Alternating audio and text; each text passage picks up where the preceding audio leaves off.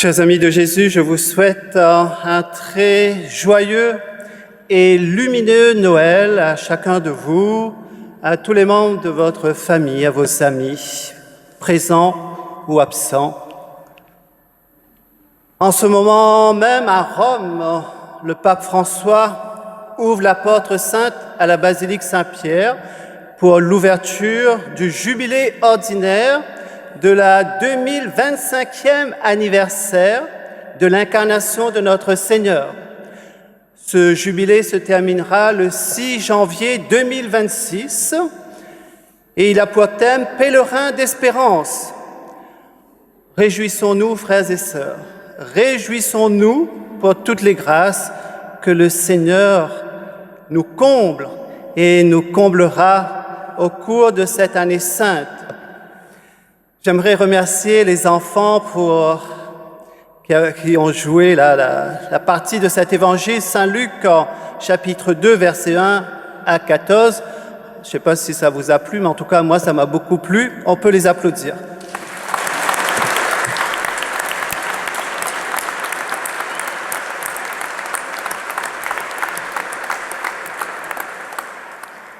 Voilà, si jamais parmi vous, certains, l'année prochaine, vous êtes un peu artistes, n'hésitez pas à voir Anne ici présente qui s'est donnée, qui a pris de son temps, et ses enfants aussi, pour nous faire ce petit mime de l'Évangile et donc pour nous imprégner de la parole de Dieu. Et cette parole que nous venons d'entendre, nous pouvons nous poser une question ce soir. Pourquoi cette nuit de Noël souligne le combat dramatique entre la lumière et les ténèbres?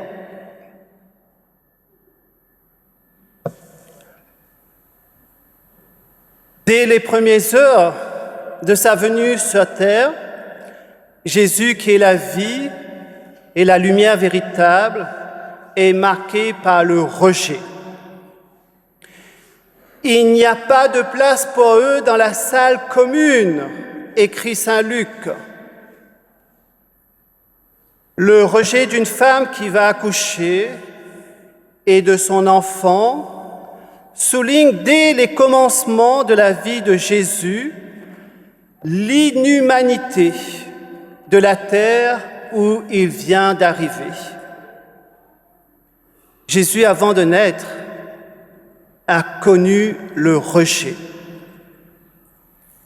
Et nous, aujourd'hui, nous faisons partie d'une culture du rejet.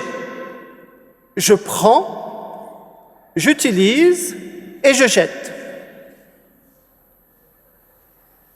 Souvent, dans nos relations, nous avons fait l'expérience du rejet. Peut-être que parmi nous, il y a des personnes qui se sentent rejetées par les propres membres de sa famille, par des amis, par des collègues de travail, par son voisin. Souviens-toi que Jésus a connu le rejet avant même de naître. Jésus nous dira plus tard dans l'Évangile selon saint Jean, chapitre 15, verset 18, « Si le monde a de la haine contre vous, sachez qu'il en a eu d'abord contre moi. » Oui, peut-être que tu te sens rejeté parce que tu es rejeté parce que tu te sens inutile, parce que tu ne fais pas partie du groupe, du cercle. Oui, souviens-toi qu'Emmanuel veut dire Dieu parmi nous, Dieu avec nous. Emmanuel, Dieu avec nous, Dieu avec toi, avec moi, avec chacun de nous. Dieu est de ton côté. Dieu est avec toi pour toujours. Lui ne te rejettera jamais. Ce n'est pas un Dieu lointain que nous avons. Il est là, il est proche de toi, de moi, de chacun de nous. Quelle que soit la situation dans laquelle tu te trouves, Dieu est là avec toi. Tu n'es plus seul. Tu ne te sentiras plus rejeté car Dieu est là en toi, avec toi et en chacun de nous. Jésus n'aura de cesse tout au long de sa prédication de demander à tous les hommes d'accueillir et de manifester l'amour fraternel entre eux. Jésus n'a pas été rancunier envers nous. Frères et sœurs, on pourrait résumer la révélation chrétienne de l'incarnation en disant que Dieu s'est fait homme pour demander à l'homme d'être plus humain et lui révéler le chemin de son humanisation. Oui, car l'homme est plus humain, nos sociétés sont plus humaines, nos familles sont plus humaines, notre paroisse est plus humaine quand nous savons faire une place à celui qui est le plus faible, et spécialement à l'enfant à naître. Quand le bien portant aide et visite le malade et ne lui propose pas de le tuer par une loi diabolique. Quand l'homme libre visite le prisonnier, quand celui qui a donne à celui qui n'a pas. En pratiquant la charité comme le Christ nous y invite et l'a vécu, l'homme s'humanise. Certes, celui qui est objet de notre amour reçoit ce dont il a besoin, et c'est important, mais tout aussi important, celui qui donne reçoit un cœur de chair et forme en lui l'homme nouveau. C'est ce cœur de chair capable d'aimer qui fait de lui un homme véritable. C'est ce cœur de chair capable d'accueillir l'étranger, le plus faible, celui qui ne pense pas comme moi, celui qui me casse les pieds en longueur de journée, est un autre que moi-même et qui mérite d'être accueilli et aimé dans la dignité de la personne humaine. Ainsi, en vivant Noël comme la fête des enfants, le croyant ne souhaite pas entrer dans le système de la consommation pour gâter encore plus ceux qui le sont déjà, mais en mettant au centre de notre célébration le plus faible, celui qui dépend de nous pour vivre, et spécialement l'enfant à naître, la personne vulnérable. Nous manifestons la direction vers laquelle nous devons marcher pour rendre notre vie plus humaine. Lorsque l'homme adulte respecte celui qui ne peut s'exprimer, il manifeste la dignité de la personne. En prenant chair de notre humanité, Dieu nous invite à devenir aussi de vrais hommes en participant à son amour. Quoi prendre soin des plus faibles. Chers amis, est-ce que nous désirons vivre dans une culture du rejet de l'enfant à naître, de la personne malade et vulnérable, comme si c'était normal?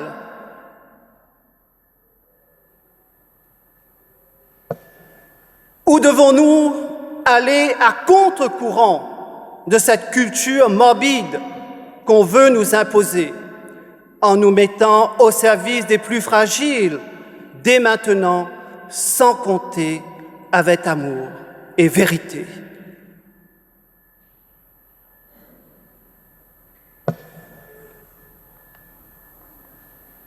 Loin des contes,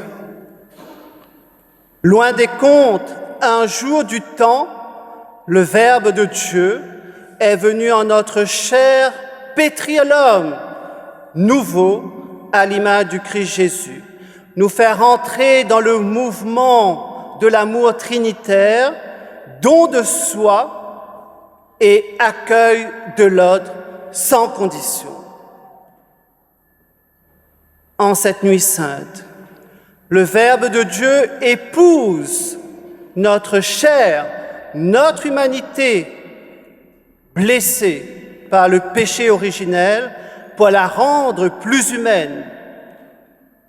Et à chaque Eucharistie, ici même, chaque dimanche, à chaque solennité, Dieu vient prendre chair, vient épouser, s'unir à ton humanité pour la diviniser. Frères et sœurs, ce soir, en famille ou entre amis, vous allez vous rassembler pour réveillonner. J'aimerais vous donner un petit exercice à faire. Je vous invite à accueillir l'autre comme un cadeau, un don de Dieu qui m'est confié personnellement et à ne pas avoir peur de la vulnérabilité de votre voisin de table. Entretenez et tissez des liens d'amour fraternel vrais et ajustés entre vous et entre nous. Cultivons l'art de la rencontre pour nous aider à être plus humains les uns envers les autres. Et je vous invite en ce temps de Noël à venir en famille ou entre paroissiens vous prosterner intérieurement, ou pour ceux et celles qui peuvent se prosterner devant ce beau bébé, vrai Dieu et vrai homme de la crèche qui s'est fait fragile par amour pour toi, pour moi, pour chacun de nous. N'aie pas peur de t'approcher de lui, confie-le tous tes soucis, ton fardeau ou tes fardeaux. Donne-lui toute ta vie, il la transformera. Voilà un petit exercice d'amour qui nous fera du bien pour ce réveillon 2024 et pendant ce beau temps de Noël qui s'ouvre devant nous. Bon et lumineux Noël à chacun de vous. Belle année jubilaire à chacun de vous et soyez richement bénis. Amen.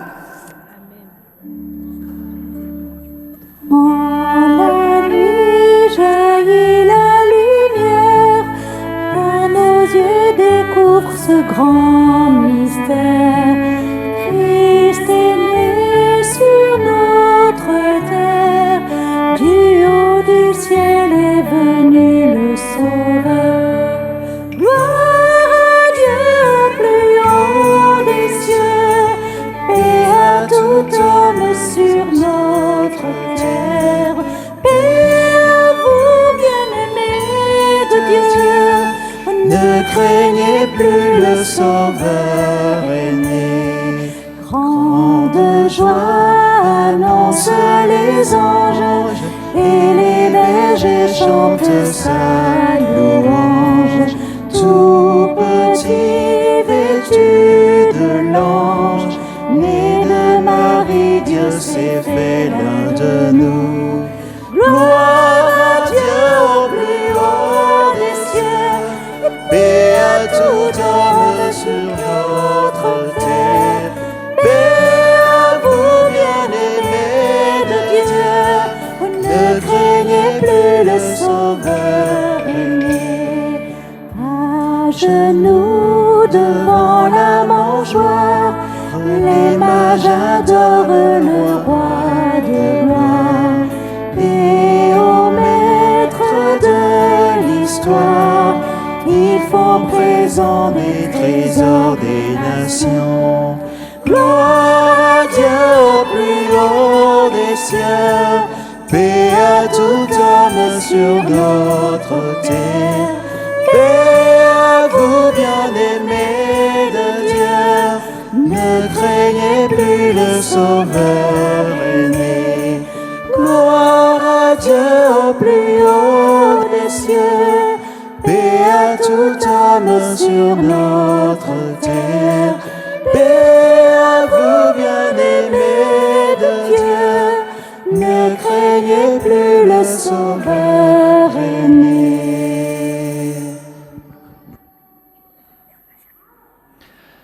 Nous pouvons nous lever.